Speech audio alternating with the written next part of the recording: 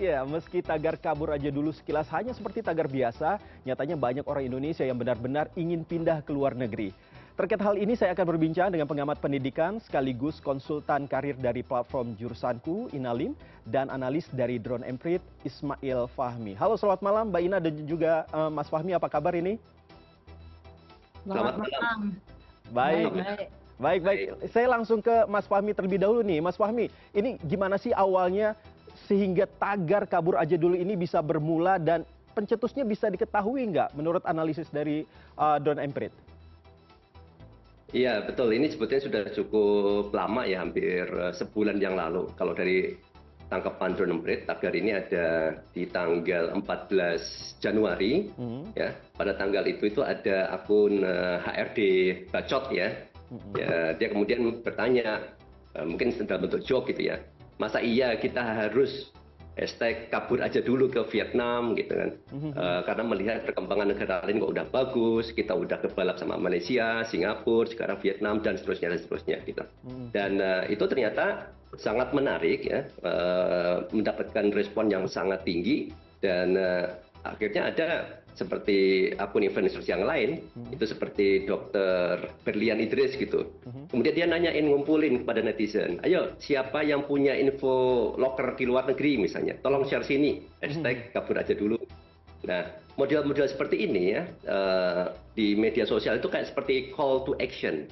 Call to action itu apa? Ayo, siapa yang punya informasi silakan di-share. Dan itu menarik sekali. Itu teknik yang menarik untuk membuat engagement yang tinggi, yang menyebabkan tagar kabur aja dulu itu menjadi sangat seksi gitu.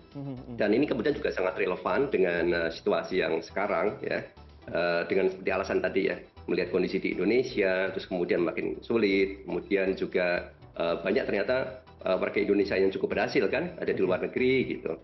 Dan termasuk ada misalnya ini contoh sampai sekarang, di mana pengalaman yang di Amerika, studi di sana, kerja di sana gitu. Dan karena perkembangan di sana misalnya nih, dengan Trump dan politiknya sekarang, mereka juga bilang, jangan ke Amerika dulu. Sekarang kondisinya juga nggak lebih baik gitu. Anggaran di-cut, sama seperti di Indonesia juga kan, banyak pemotongan. Kalau misalnya melahirkan di Amerika juga nggak mudah dan seterusnya. Jadi ada semacam pertukaran informasi antara mereka yang di Indonesia dengan mereka yang ada di luar negeri gitu. Oke, berbagi informasi tentunya akhirnya mendapatkan engagement yang tinggi. Nah, kalau dilihat dari latar belakang usia, pendidikan, dan juga jenis kelamin ini, sebenarnya siapa saja yang tertarik atau memberikan perhatian lebih dengan tagar ini? Ya, dari sisi usia itu kalau saya tangkap, kita analisis ya, ada sekitar 5 ribuan netizen yang ikut aktif ya, ikut aktif dalam percakapan ini. Dari kelompok grup itu paling besar itu antara usia di bawah 18 tahun itu ada sekitar 38%. Ya, usia antara 19 sampai 29 tahun itu paling banyak itu 50,8% ya. Dan sisanya usia di atas 30 tahun itu relatif kecil lah, 5%, 6% kayak gitu. Jadi ini kalau dilihat memang banyak kan generasi milenial dan generasi Z kan ya. Jadi karena mereka melihat situasi yang di Indonesia dan peluang yang di luar negeri gitu ya. Dan kalau dilihat dari sisi gender gitu ya, dari jenis kelamin mereka, kebanyakan laki-laki. Ya, jadi sekitar 59% ini kita tangkap itu laki-laki itu, sekitar 49% itu perempuan. Oke, ternyata bajakan laki-laki ya. Nah, saya ke Mbak Ina. Mbak Ina, analisa Mbak Ina sendiri dengan tagar kabur ke luar negeri ini kira-kira apa aja sih alasannya kalau Mbak Ina selama ini bisa apa namanya ya, bisa mengetahui alasan utama terkait dengan mungkin ada yang mengejar pendidikan kah atau pekerjaan kah atau memang karena alasan ya sudah tidak apa namanya sudah tidak percaya lagi dengan negara ini begitu. Bagaimana tanggapannya Mbak Ina? Ya, variabelnya tentunya banyak ya. Tapi kalau kita menarik dari analisa kata-kata Mas Fahmi tadi ya, bahwa hashtag kabur aja dulu ini seksi di kalangan anak muda begitu. Karena kalau kita tabrakkan dengan profil anak-anak muda sekarang atau istilah sekarang banyak istilahnya Gen Z gitu ya, yang mana mereka itu cenderung tidak tahan lama kan di satu perusahaan. Jadi kalau menemukan sesuatu yang tidak disukai itu cepat sekali untuk loncat ke perusahaan lain. Kalau ada yang nggak happy mereka loncat lagi. Nah mungkin kalau sudah merasa kehabisan juga di Indonesia, pindah korporasi kok nggak ada yang ketemu yang mereka pas. Jadi mereka mulai ngelirik ke luar negeri gitu, karena kan rumput tetangga selalu lebih hijau nih ya. Nah, padahal saya berani jamin kalaupun kita pindah-pindah pasti akan ketemu lagi hal yang tentunya pasti ada aja yang kita nggak suka. Jadi kalau kita ngelihat usianya tadi dari Mas Fahmi, antara 19 sampai 29 tahun, ini umumnya berarti usia sudah lulus SMA ya, sampai ke awal-awal mulai bekerja. Nah ini kan memang masih mencari jati diri ya, berusaha menemukan pekerjaan yang pas untuk mereka. Tapi kalau menurut Mbak Ina sendiri, pindah ke luar negeri ini tindakan yang positif atau justru negatif, mengingat bahwa ya kita tahu tadi Mbak Ina juga menceritakan bahwa Gen Z ini kan kebanyakan yang istilahnya dalam tanda kutip labil begitu ya, tidak betah di satu tempat begitu berlama-lama. Bagaimana Mbak Ina?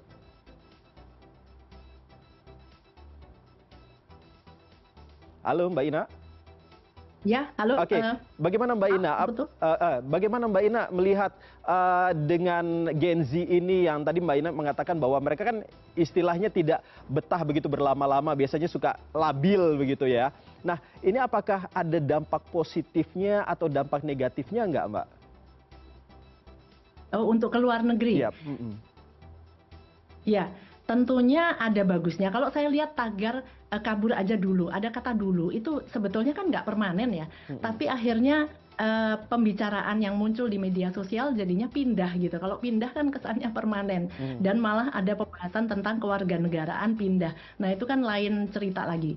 Jadi kalau memang kembali ke tagar kabur aja dulu yang sifatnya sementara untuk mencari pengalaman, menurut saya positif sekali ya.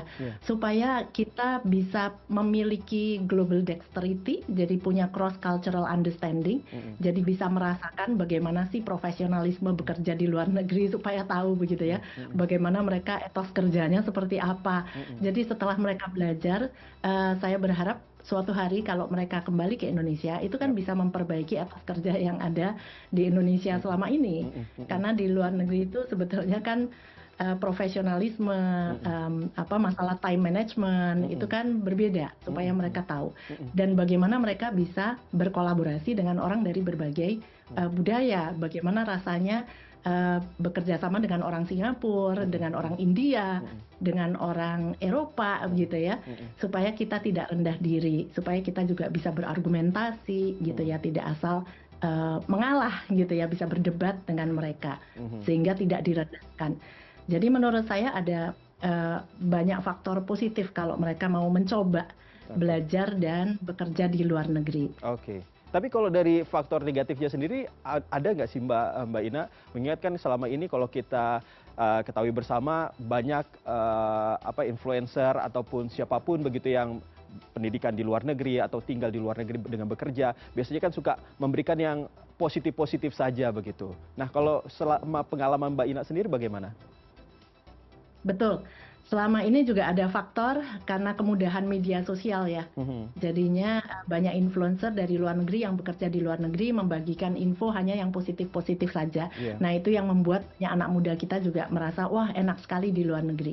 Padahal tadi ya, setiap negara pasti ada sisi positif, pasti ada negatifnya. Tadi kesannya gajinya tinggi, tapi kalau kita bicara pajak, sebetulnya pajak penghasilannya juga cukup tinggi, progresif kan ya, tergantung makin tinggi kita jabatan dan gaji, sebetulnya pajaknya juga makin besar, bisa mencapai 40%. Sehingga take home pay atau income yang uang yang beneran kita bisa bawa pulang terlebih dahulu itu nggak semuanya, nggak utuh gitu. Karena kan diambil bisa aja untuk dana pensiun, sehingga pemerintah tidak terbeban nantinya pada saat kita sudah senior atau sudah berusia tua gitu ya, untuk fasilitas kesehatan dan lain-lain. Oke, jadi baik.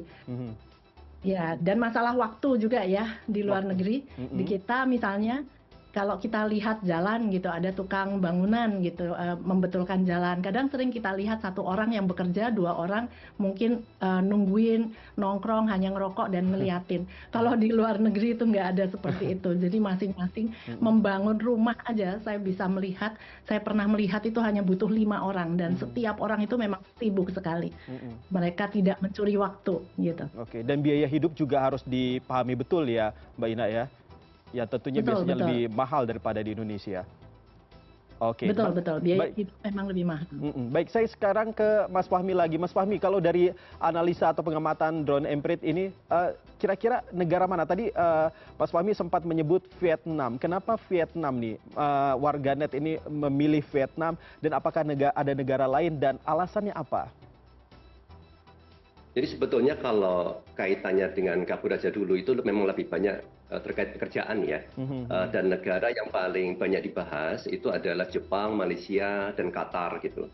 Nah, kenapa Vietnam disebut? Itu yang di awal-awal saja. Pas awal-awal kenapa? Karena dulu kan Vietnam kan di bawah kita gitu. Dan ternyata sekarang sudah lebih maju, dan sekarang pun juga kita lihat ada taksi baru yang berseliweran warna biru itu kan, itu kan dari Vietnam. Jadi kita sudah banyak ketinggalan. Itu sebagai salah satu contoh saja bagaimana kalau ingin membuka wawasan kita, anak muda ini, bagaimana ketinggalan bangsa kita, misalnya etos kerjanya seperti Mbak Lim tadi sampaikan, nggak usah jauh-jauh, lihat aja di sekitar kita. Bahkan nggak perlu lagi juga ke Singapura, ke Malaysia, lihat aja di Vietnam gitu. Ketika di sana udah etosnya udah sangat jauh berbeda. Tetapi terkait dengan negara yang banyak dituju, itu memang seperti Jepang, itu, Malaysia, Qatar itu paling banyak disebut gitu ya, sebagai destinasi tujuan tempat kerja barangkali gitu ya, terkait dengan tagar yang dibahas ini. Dan mereka juga bisa banyak membahas juga misalnya biaya pindahan, tentang persyaratan visa, dokumen, bagaimana dengan negara satu dengan negara yang lain, kemudian juga risiko ya, tantangan yang mereka hadapi ketika ada di sana. Dan yang paling menarik memang dorongannya apa sih mereka kemudian sampai rame ini frustasi dengan kondisi di Indonesia. Rasa frustasi ini sebetulnya yang banyak mendorong percakapan ini sangat tinggi. Kalau alasan ingin kerja banyak ya. Apa aja contohnya misalnya? Frustasinya itu apa saja, Mas Fahmi? Kalau bisa dijelaskan mungkin selama diamati oleh drone emprit, kira-kira apa alasan yang membuat mereka frustasi terhadap Indonesia? Salah satu yang banyak dibahas kan terkait dengan ASN sampai berdemo ya. Ada tunjangan, mereka mau riset, mereka bekerja, ada tunjangan kinerja, kok nggak dikeluarkan gitu. Kemudian juga ada misalnya mau bisnis baru di Indonesia. Akhir-akhir ini kan banyak masalah ormas yang banyak menghambat juga gitu. Jadi banyak sekali kesulitan kalau mereka mau memulai. Bahkan juga ada itu bikin UMKM itu cost-nya tuh sampai sebulan itu harus ngeluarin 20 juta misalnya gitu. Itu hal-hal yang membuat kok susah sekali di Indonesia itu. Melakukan sesuatu yang bagus pun seperti kurang dapat dukungan, berpihakan gitu dari pemerintah. Jadi harus berjuang sendiri. Jadi ini salah satu ya yang beberapa alasan yang mereka rasa kok di Indonesia itu kurang bagus situasinya saat sekarang. Apalagi kondisi dengan anggaran yang banyak dipotong ini kan, ini masalah jadi lebih banyak lagi. Baik, Mas Fahmi. Saya terakhir ke Mbak Ina lagi. Mbak Ina sebagai seorang praktisi pendidikan juga nih, Mbak Ina, ada nggak saran bagi kita masyarakat yang tentunya ingin keluar negeri dulu untuk bisa menghilangkan frustasi ini? Kira-kira apa saran Anda? Ya, pastikan jalur yang legal ya, jangan jalur ilegal, dan hati-hati dengan banyaknya penipuan ya, agen-agen yang menawarkan untuk kerja di luar negeri dengan kita harus bayar dulu, ujung-ujungnya nggak berangkat, atau di situ hati-hati sekali kan, kerja semacam apa gitu ya. Jadi menurut saya mungkin jalur pendidikan itu salah satu yang paling cukup peluangnya besar untuk bisa bekerja setelah kita belajar, bahkan kita bisa belajar sambil bekerja, seperti program-program Ausbildung dari Jerman yang mumpung lagi dibuka, karena tidak selalu dibuka ya. Program apprenticeship itu sekian hari bekerja, sekian hari kuliah, dan itu kita mendapatkan diploma, dan itu udah digaji 50%. Nah, jadi sambil kita bisa mendapatkan penghasilan, misalnya kayak robotik gitu ya di Jerman, itu gaji kurang lebih 700-an euro lah satu bulan. Biaya hidup kalau di kota kecil ya bisa 600-700 euro, tapi itu kita sambil kuliah kerja dan dapat diploma gitu. Jadi dapat ilmu, dapat bahasa, dan juga dapat pekerjaan, setelah itu kan baru kita bisa mendapatkan gaji full time. Menurut saya lewat jalur pendidikan itu lebih baik, tapi jangan juga ilegal. Banyak juga yang kemudian apply visa pelajar ke universitas atau college abal-abal, sampai di sana itu nggak kuliah, jadi hanya bekerja. Hati-hati kalau sampai ketahuan dan dideportasi, itu riwayat kita di mata internasional udah jelek banget. Jadi suatu hari kalau mau apply visa lagi, bahkan visa turis, itu selalu ada formulir, selalu ada pertanyaan apakah pernah dideportasi gitu. Dan itu bisa selamanya kita nggak bisa keluar negeri lagi jadinya. Oke, baik Mbak Ina dan juga Mas Fahmi, terima kasih sudah memberikan insight-nya kepada kami.